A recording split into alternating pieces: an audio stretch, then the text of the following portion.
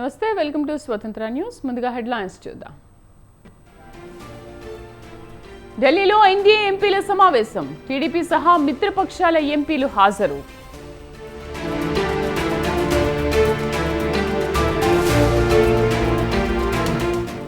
నేడు మేడిగడ్డ బ్యారేజ్కు మంత్రి ఉత్తమ్. వర్షాలు వరదల నేపథ్యంలో రక్షణ చర్యలపై సమీక్ష.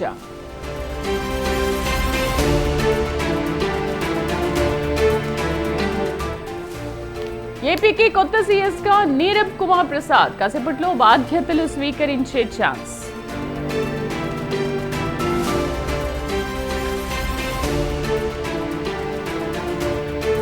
కొనసాగుతున్న ఎమ్మెల్సీ ఎన్నికల ఓట్ల లెక్కింపు. అభ్యర్థుల్లో పెరిగిన టెన్షన్.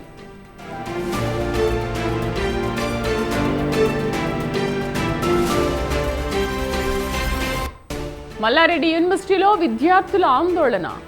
మరోసారి ఆహారంలో పురుగులు.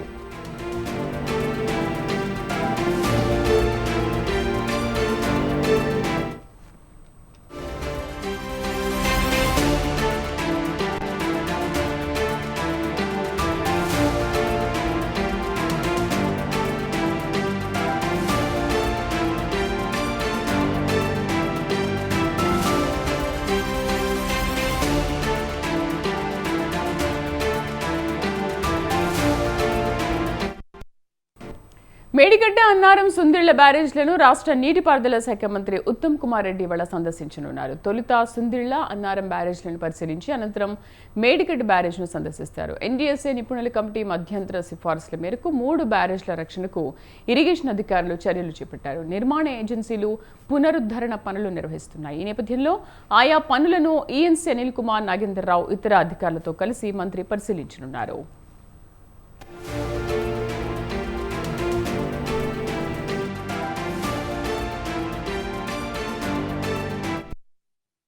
మేడిగడ్డ, అన్నారం, సుందిళ్ల బ్యారేజ్లను రాష్ట్ర నీటిపారుదల శాఖ మంత్రి ఉత్తమ్ కుమార్ రెడ్డి ఇవాళ సందర్శించనున్నారు. తొలుత సుందిళ్ల, అన్నారం బ్యారేజ్లను పరిశీలించి అనంతరం మేడిగడ్డ బ్యారేజ్ను సందర్శిస్తారు. మా కరెస్పాండెంట్ సుధాకర్ పూర్తి సమాచారం అందిస్తారు. సుధాకర్, ఇంకా ఎంతసేపట్లో మంత్రి అక్కడికి చేరుకోనున్నారు?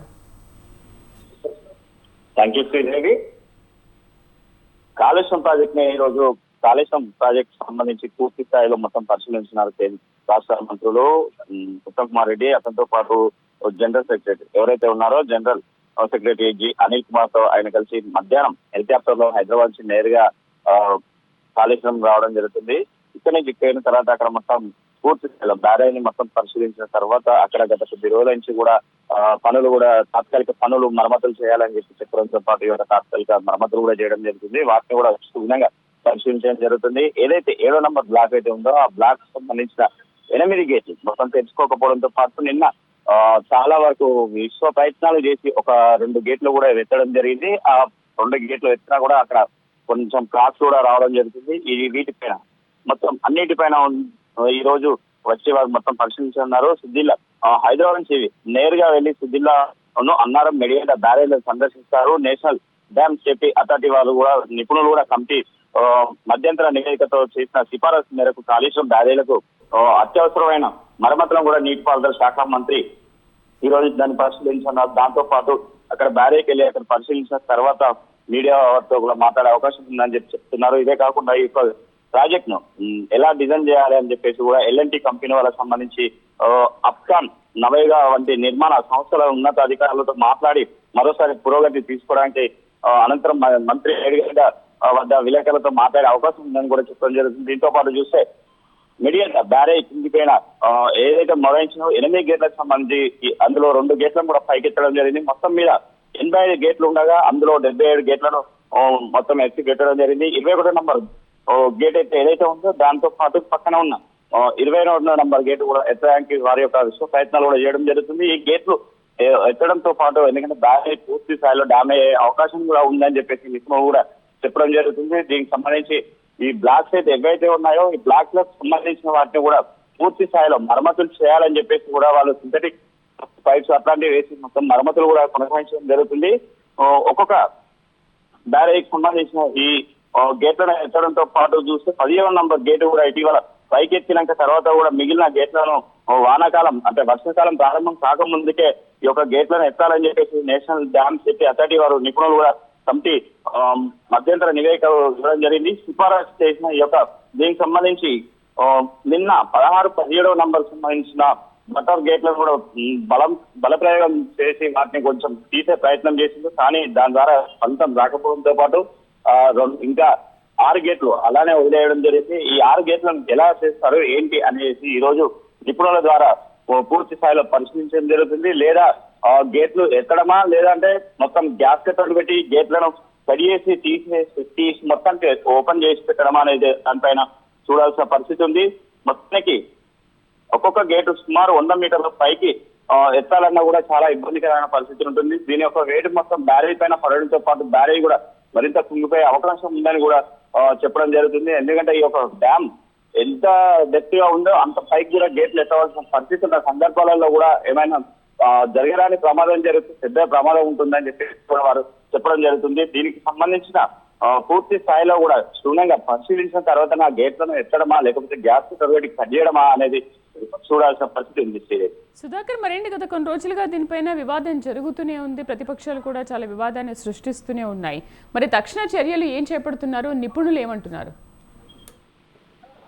శ్రీదేవి, దీనికి సంబంధించి మొత్తం గత సంవత్సరం అక్టోబర్ 21 తారీఖున బ్యారేజ్ కుంగిపోయిందని చెప్పేసి బయటికి తెలవడం జరిగింది. దీంతో పాటు ఏదైతే మెడిగడ్డ బ్యారేజ్ ఉందో అది కుంగిపోయిన తర్వాత మళ్ళీ అక్కడి నుంచి చూస్తే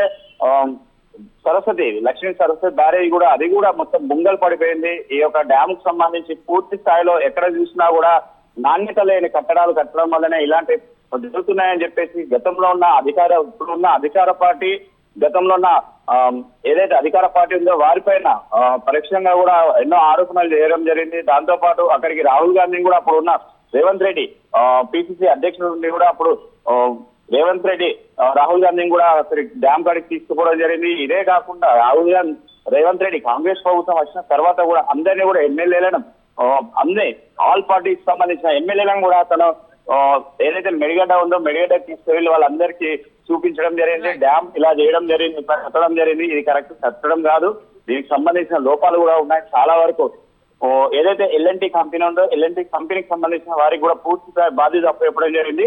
ఎల్ఎన్టీ కంపెనీ వారు కూడా ఇప్పుడు చేతులెత్తేయడం జరిగింది. ఎందుకంటే మేము చేసిన డిజైన్ కాకుండా అప్పుడున్న ముఖ్యమంత్రి నీటిపారుదల శాఖ మంత్రి హరీష్ రావు వీళ్ళు ఇచ్చిన డిజైన్ ప్రకారమే మేము కట్టాము, వాళ్ళు చేయమన్నట్టే మేము చేశామని చెప్పడం జరుగుతుంది. అయినా కూడా దానిపైన ఎప్పుడైనా కూడా ఈ యొక్క మరమ్మతులకు సంబంధించి ఎవరైతే అక్కడ ఇంజనీర్లు ఉన్నారో ఎల్ఎన్టీ కంపెనీ అధికారులు ఉన్నారో వాళ్ళపైనే బాధ్యత తీసుకుంటారా లేదా గతం ప్రభుత్వంలో ఉన్న నాయకుల పైన చర్యలు తీసుకుంటారని చెప్పి వేచుడాల్సిన పరిస్థితి ఉంది. ఇప్పుడైతే ఒకరికొకరు ఇటు బీజేపీ గానీ కాంగ్రెస్ గానీ మొత్తం బీఆర్ఎస్ పార్టీ వాళ్ళే చేసిన తప్పుదలా అని చెప్పేసి వారిని నిందించడం జరుగుతుంది. అయినా కూడా మరికొద్ది రోజుల్లో కూడా ఇక్కడికి రేవంత్ రెడ్డి వచ్చే అవకాశం కూడా ఉంటుందని చెప్తున్నారు. ఎందుకంటే ఈ రోజు థ్యాంక్ యూ.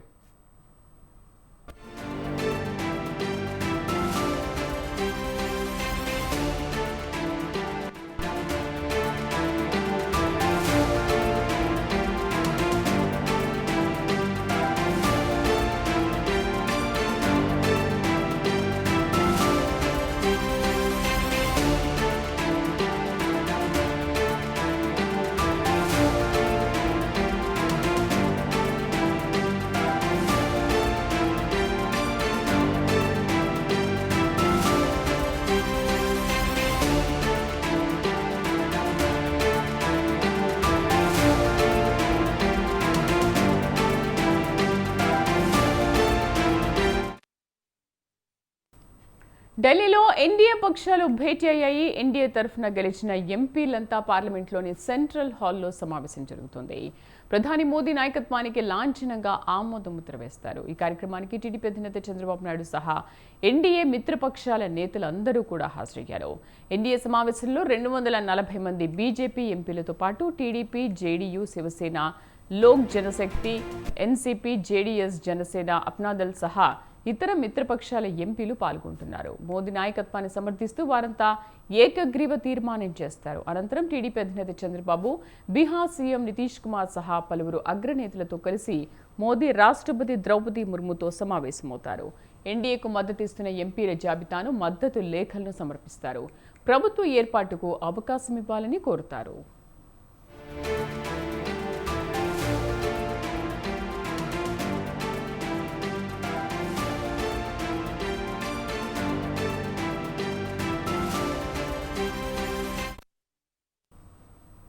ఎన్డీఏకు సంపూర్ణ మెజారిటీ ఉన్న నేపథ్యంలో ఆయన్ను సర్కారు ఏర్పాటు కోసం రాష్ట్రపతి ఆహ్వానించడం లాంఛనమే కానుంది. ప్రధానిగా మోదీ మూడోసారి ప్రమాణం చేసేందుకు అన్ని ఏర్పాట్లు చకచకా జరుగుతున్నాయి. ఈ నెల 9న మోదీ ప్రమాణం చేసే అవకాశం ఉంది. ఆదివారం సాయంత్రం 6 గంటలకు మోదీ తన మంత్రివర్గ సభ్యులతో సహా ప్రమాణం చేస్తారు.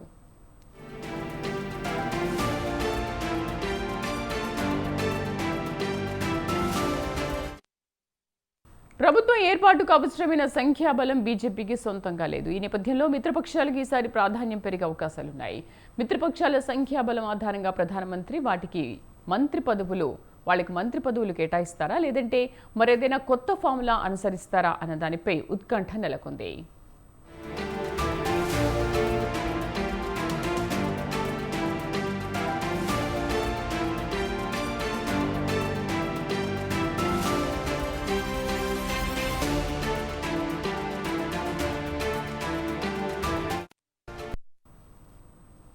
గత 2 పర్యాయాలు మిత్రపక్షాలకు పౌర విమానయానం, ఉక్కు, ఆహార శుద్ధి, భారీ పరిశ్రమల వంటి శాఖల్ని బీజేపీ కేటాయించింది. గతంలో సంకీర్ణ ప్రభుత్వాల సమయంలో వ్యవసాయం, గ్రామీణాభివృద్ధి, రైల్వే, టెలికాం, వాణిజ్యం, నౌకాయానం వంటి కీలక శాఖలను మిత్రపక్షాలకు ఇచ్చిన సందర్భాలు ఉన్నాయి. మరోవైపు టాప్ 4గా చెప్పుకునే హోం, ఆర్థిక, రక్షణ, విదేశీ వ్యవహారాల శాఖలను బీజేపీ తన వద్దే ఉంచుకోవడం ఖాయంగా కనిపిస్తోంది. ప్రస్తుత మంత్రివర్గంలోని 22 మంది సార్వత్రిక సమరంలో ఓడిపోయారు. ఎన్నికలకు ముందే 10 మంది మంత్రులు వివిధ రాష్ట్రాల్లో ఎమ్మెల్యేలుగా గెలిచారు. ఈ నేపథ్యంలో ఈసారి కేంద్ర మంత్రివర్గం కొత్త వారితో సరికొత్త రూపు సంతరించుకునే అవకాశం ఉంది.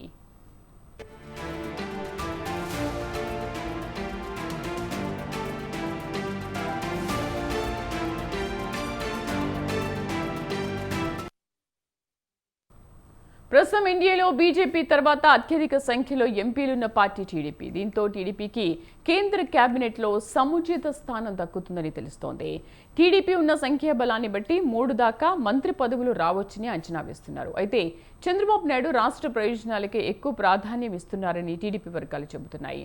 మంత్రి పదవుల కేటాయింపు విషయాన్ని మోదీ నిర్ణయానికి వదిలిపెట్టి భవిష్యత్తులో రాష్ట్ర ప్రయోజనాల కోసం కేంద్రంపై ఆయన ఒత్తిడి తెచ్చేందుకు ఆస్కారం అధికంగా ఉందని తెలుస్తోంది. గతంలో టీడీపీ వాజ్పేయి ప్రభుత్వంలో చేరకుండా స్పీకర్ పదవికి పరిమితమైంది. చంద్రబాబు మరోసారి అదే పంథాను అనుసరించే అవకాశం ఉందని అంచనా వేస్తున్నారు. ఈసారి ఆయన అమరావతి, పోలవరం నిర్మాణంతో పాటు రాష్ట్రానికి మౌలిక వసతులు, కేంద్ర ప్రభుత్వ ప్రాజెక్టుల కోసం ఒత్తిడి చేయడానికి వెనకాడబోరని సమాచారం. మరోవైపు బీహార్కు ప్రత్యేక హోదా ఇవ్వాలని భాజపాను జేడీయూ డిమాండ్ చేసే అవకాశాలు కనిపిస్తున్నాయి.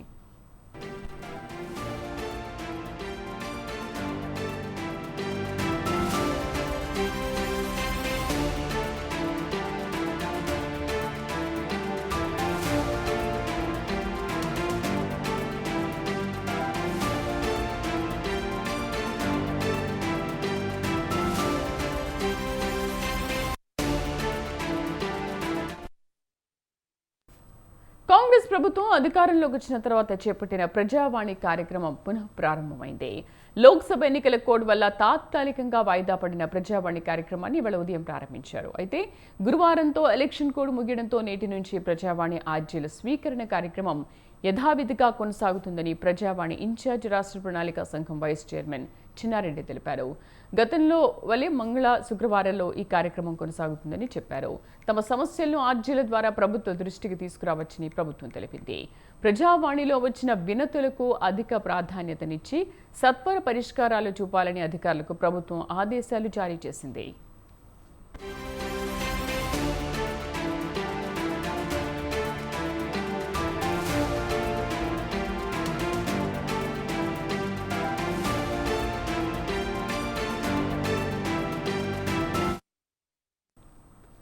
నల్గొండ, ఖమ్మం, వరంగల్ గ్రాడ్యుయేట్ ఎమ్మెల్సీ ఎన్నికల ఓట్ల లెక్కింపులో అవకతవకలు జరుగుతున్నాయని బీఆర్ఎస్ అభ్యర్థి ఏనుగుల రాకేష్ రెడ్డి అన్నారు. ఏకపక్షంగా ఫలితాలు ప్రకటిస్తున్నారని ఆరోపించారు.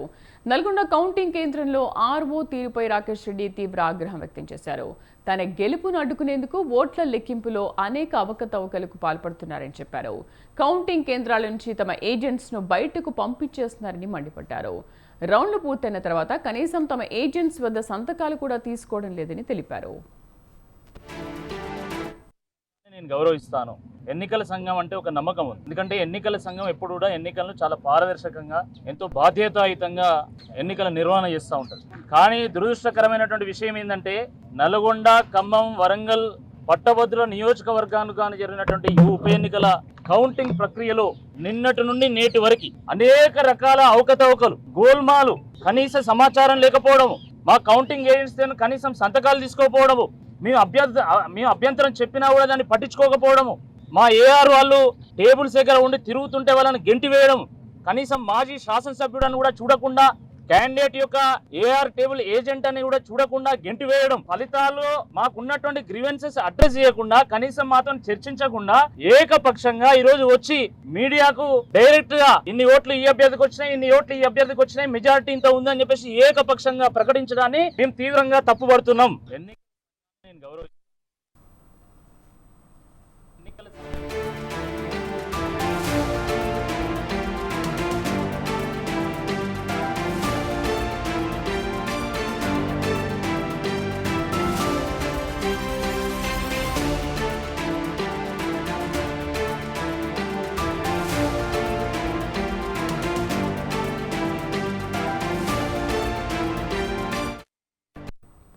మేడ్చల్ జిల్లా మైసమ్మగూడ మల్లారెడ్డి యూనివర్సిటీలో విద్యార్థులు మరోసారి ఆందోళనకు దిగారు.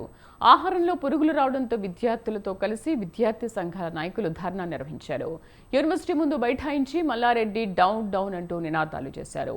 లక్షల్లో ఫీజులు వసూలు చేస్తూ నాణ్యత లేని పురుగుల ఆహారాన్ని పెడుతూ విద్యార్థుల ప్రాణాలతో చెలగాటమాడుతున్నారని విద్యార్థులు ఆగ్రహం వ్యక్తం చేశారు. గతంలోని విద్యార్థులు తినే ఆహారంలో పురుగులు రావడంతో పలుసార్లు ఆందోళన నిర్వహించారు. అయినా యూనివర్సిటీ యాజమాన్యం మాత్రం పట్టించుకోవడం లేదని విద్యార్థులు ఆవేదన వ్యక్తం చేస్తున్నారు.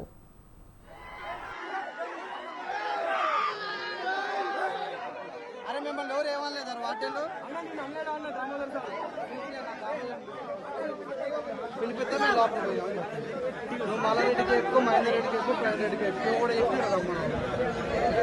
ఎవరు చెప్పుకున్నా మాకు ఏం ప్రాబ్లం లేదు. లేదే లోపల పోతే అన్ని బాగాలేదు. పిలిపి అన్న పిలిపి ఫోన్ చేయను, ఫోన్ కూడా చేయట్లేదు.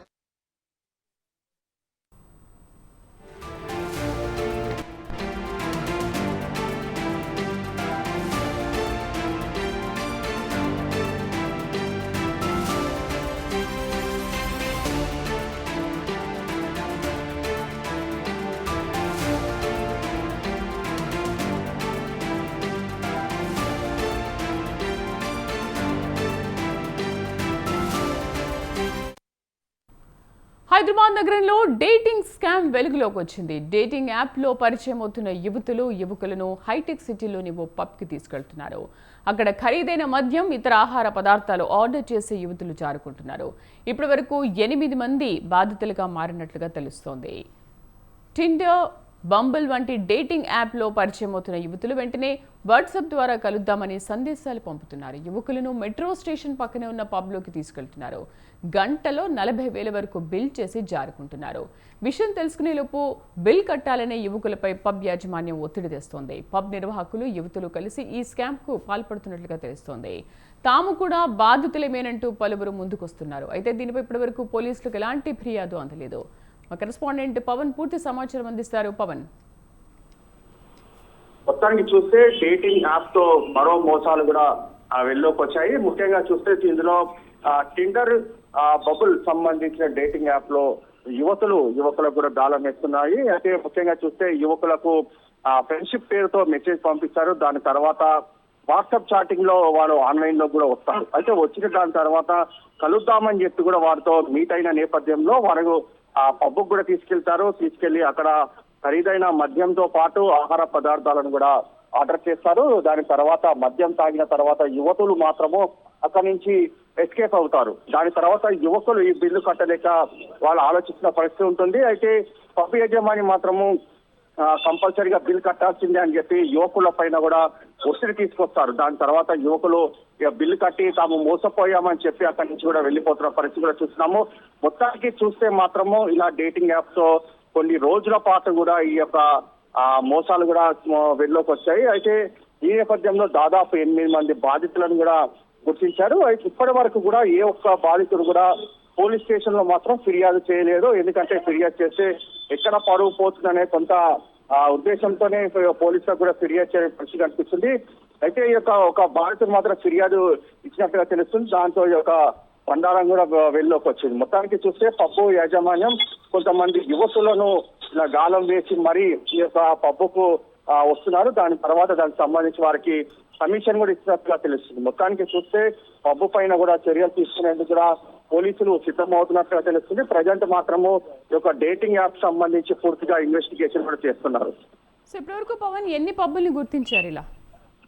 అయితే ప్రధానంగా చూస్తే మాదాపూర్ లోని ఒక పబ్బును మాత్రమే గుర్తించారు. దాని తర్వాత ఒక్కొక్క పబ్బును కూడా గుర్తిస్తాము. ఎవరైతే ఇందులో బాధితులు ఉంటారో వారికి సంబంధించిన ఫిర్యాదు మేరకు వారందరి పైన కూడా చర్యలు తీసుకుంటామని చెప్పి కూడా ప్రధానంగా చెప్తున్న పరిస్థితి అనిపిస్తుంది. మొత్తానికి చూస్తే ఓవరాల్ గా ఈ యొక్క పబ్ల పైన కూడా నిఘా పెట్టారు. నిఘా పెట్టిన నేపథ్యంలో దీనికి సంబంధించి ఇన్వెస్టిగేషన్ కూడా చేస్తున్నారు. Right Pawan, thank you.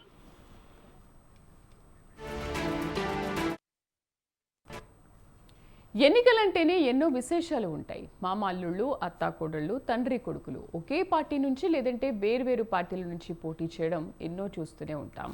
ఫలితాల్లోనూ ఇలాంటివి ఎన్నో కనిపిస్తుంటాయి. ఒకే కుటుంబానికి చెందిన వాళ్ళు దగ్గర బంధువులు విజయం సాధించడం, అలాగే రకరకాల సెంటిమెంట్లు లాంటివి కనిపిస్తూ ఉంటాయి. ఎన్నికల ఫలితాల్లోనూ అలాంటివి కొన్ని ఉన్నాయి. వాటిపై విశ్లేషణ ఇప్పుడు చూద్దాం.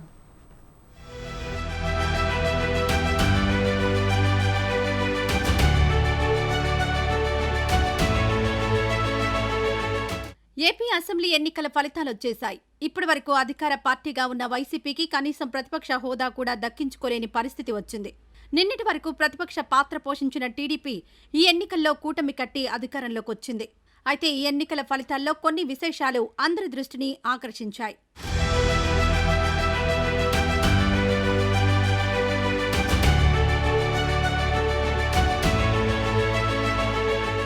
సాధారణంగా ఎన్నికలన్నాక కొన్ని సెంటిమెంట్లు ఎక్కువగా వినిపిస్తుంటాయి, కనిపిస్తుంటాయి. ఉదాహరణకు ఉభయ గోదావరి జిల్లాల్లో ఏ పార్టీ మెజారిటీ సీట్లు కైవసం చేసుకుంటే ఆ పార్టీ ఏ రాష్ట్రంలో అధికారంలోకి వస్తుందనేది ఎక్కువగా చెబుతుంటారు. ఆ రకంగా చూస్తే ఈ ఎన్నికల్లో కూటమి అభ్యర్థులు ఉమ్మడి తూర్పు, పశ్చిమ గోదావరి జిల్లాల్లో ఒక స్థానం మినహా అన్నింటిలో విజయం సాధించారు. దీంతో కూటమి రాష్ట్రంలో అధికారాన్ని ఒడిసిపట్టింది.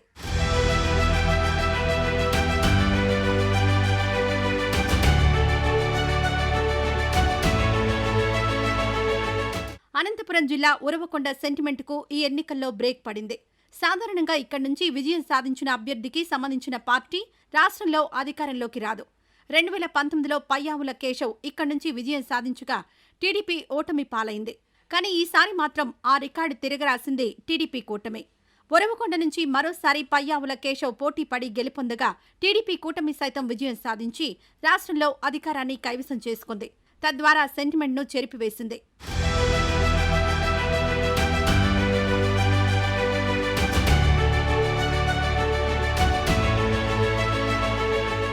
ఎన్నికల ఫలితాల్లో తాడేపల్లిగూడెం ఓటర్లు విలక్షణమైన తీర్పునిచ్చారు. 1999 నుంచి ఇప్పటి వరకు జరిగిన అసెంబ్లీ ఎన్నికల్లో ఒక్కోసారి ఒక్కో పార్టీని గెలిపించారు. ఈ క్రమంలోనే 1999లో టీడీపీ అభ్యర్థి విజయం సాధించగా 2004లో కాంగ్రెస్ పార్టీ పాగా వేసింది.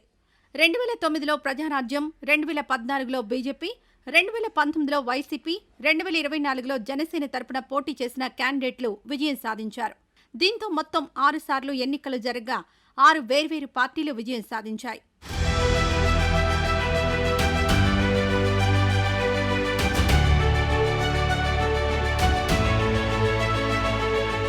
2024 ఏపీ అసెంబ్లీ ఎన్నికల్లో తొలి ఫలితం రాజమహేంద్రవరం గ్రామీణ నియోజకవర్గం నుంచి వచ్చింది. ఇక్కడి నుంచి టీడీపీ తరపున కూటమి అభ్యర్థిగా బరిలో దిగారు సీనియర్ నేత గోరంట్ల బుచ్చయ్య చౌదరి. వైసీపీ నేత మంత్రి వేణుగోపాలకృష్ణపై 64,000కు పైగా మెజారిటీతో విజయం సాధించారాయన. బుచ్చయ్య చౌదరి ఎన్నికల్లో గెలవడం ఇది 7వసారి.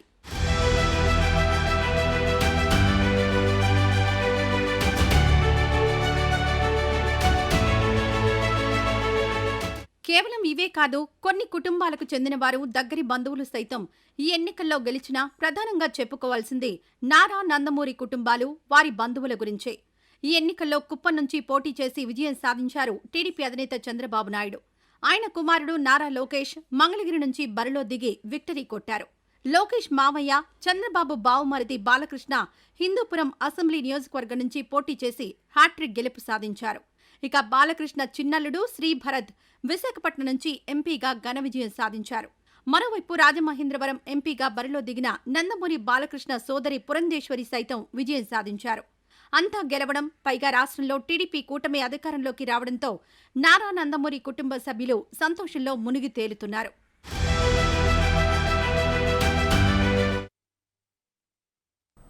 ఆదిలాబాద్ ఇలాఖాలో మరోసారి కమలం సత్తా చాటింది. వరుసగా రెండోసారి కాషాయం జెండాను రెప్పరెప్పలాడించింది. బీఆర్ఎస్ నుంచి చివరి నిమిషంలో బీజేపీలోకి జంప్ అయిన గోడం నగేష్ను విజయం వరించింది. 90,000 మెజార్టీతో గెలిచి ప్రత్యర్థులకు ఓటమి రుచి చూపించారు.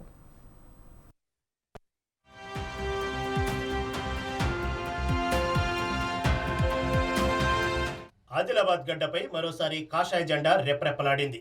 సిట్టింగ్ సీటును పదిలంగా కాపాడుకుని బీజేపీ సత్తా చాటింది. బీఆర్ఎస్ కు గుడ్ బై చెప్పి చివరి నిమిషంలో టికెట్ దక్కించుకున్న గోడెం నగేష్ కాంగ్రెస్ బీఆర్ఎస్ లను ఓడించి విజయ ఢంకా మోగించారు. 90,652 ఓట్ల మెజారిటీతో ఆయన సమీప కాంగ్రెస్ అభ్యర్థి ఆత్రం సుగుణపై గెలుపు సాధించారు. కారు హస్తం ఎన్ని ఎత్తులు వేసినా అంతకు పై ఎత్తులు వేసే విజయకేతనం ఎగురవేశారు. రాజకీయ శక్తిగా ఎదిగిన బీఆర్ఎస్ అభ్యర్థిని చిత్తుగా ఓడించారు. అంతేకాదు అధికారం చేజిక్కించుకుని ఫుల్ జోష్లో ఉన్న కాంగ్రెస్ ను సైతం ఓడించారు.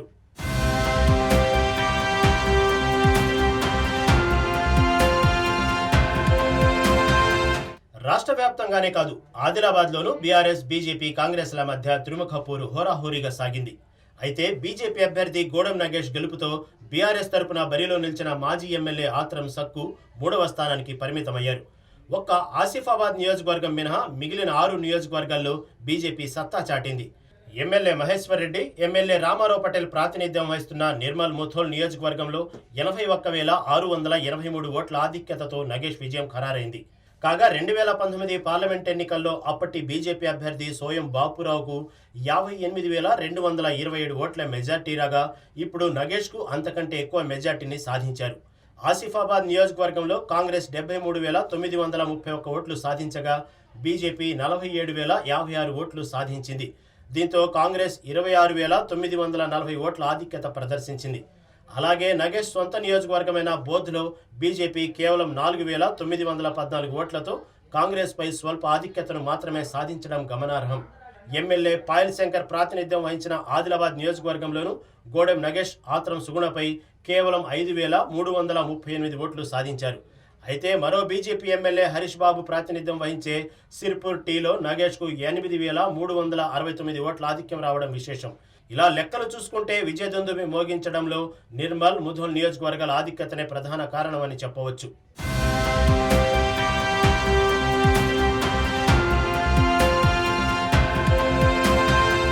ఇకపోతే ఆదిలాబాద్ స్థానాన్ని ప్రతిష్టాత్మకంగా తీసుకున్న కాంగ్రెస్ ఒక్క ఆసిఫాబాద్ మినహా మిగిలిన 6 నియోజకవర్గాల్లో అనుకున్న రీతిలో ఓట్లను సాధించుకోలేకపోవడంతో గెలుపు చేజారింది. స్వయంగా సీఎం రేవంత్ రెడ్డి ఆదిలాబాద్ లోక్సభ స్థానంపై ప్రత్యేక దృష్టి సారించినా, ఆ పార్టీ అగ్రనేత రాహుల్ గాంధీ ప్రచారం చేసినా మళ్లీ ఓటమి రుచి చూపించారు ఆదిలాబాద్ వాసులు. అయితే చివరి నిమిషంలో నేతల మధ్య సమన్వయ లోపం, కొంతమంది ఏకపక్ష వైఖరికి పార్టీకి నష్టం చేకూర్చిందని మంత్రి సీతక్క ఇన్ఛార్జిగా నేతలందరినీ ఏకతాటిపైకి తీసుకొచ్చే ప్రయత్నం చేసినా ఓటమి తప్పలేదన్న విమర్శ వినిపిస్తుంది. ఈ కారణాల వల్లే కాంగ్రెస్ ఎమ్మెల్యే ప్రాతినిధ్యం వహించే ఖానాపూర్లోనూ బీజేపీ 13,519 ఓట్లు సాధించిందంటున్నాయి రాజకీయ వర్గాలు. మరోవైపు బీఆర్ఎస్ ఎమ్మెల్యే అనిల్ జాదవ్ ప్రాతినిధ్యం వహించే బోధ్, బీజేపీ ఇలాఖా అయిన సిరుపూర్లో కాంగ్రెస్ పరిస్థితి మెరుగుపడినా నిర్మల్, ముథోల్, ఆదిలాబాద్లో కాంగ్రెస్ ఆశించిన రీతిలో పట్టు సాధించలేకపోయింది.